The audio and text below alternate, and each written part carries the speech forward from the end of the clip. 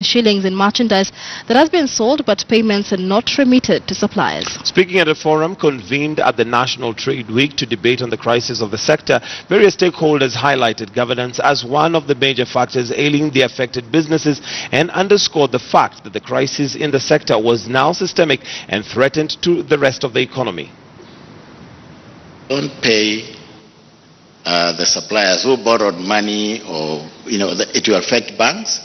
We are going to see non-performing loans, and that again will affect our economy.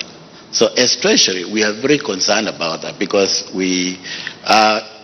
our mandate is to ensure a stable macroeconomic environment. I think is governance, and in terms of, do we really know where we stop in terms of owners of our businesses? This is one of the greatest limitations.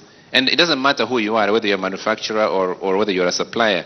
Ultimately, this is what will bring down a business if you don't build a footprint. So I'm happy to see that we're also building a code, which will be a good aspect to be able to support this industry. So the opportunity is actually there for ourselves. And as for banks, we provide supplier financing to enable the retailers to be able to make prompt payments to the customer. But even as financial sector, we have major challenges getting a repayment of our financial facilities by the same retailers. And we see the big pressure for our manufacturers as well and the suppliers. So we need to manage that ecosystem quite well, not only for our businesses, but for the benefit of our economy. Some of these stores are not run by men and women of integrity, because they don't meet or they don't live to the promised credit terms or date of payment.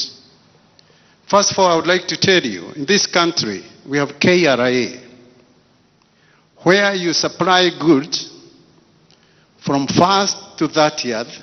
On 20th, it's mandatory that you pay VAT, excise, and any levies.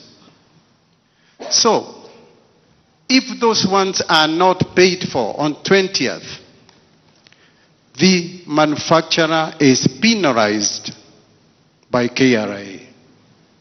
Yet, they have supplied the supermarket or that big retail chain who have refused to pay them, and they are left with a burden of almost close to 20% of the total value of goods.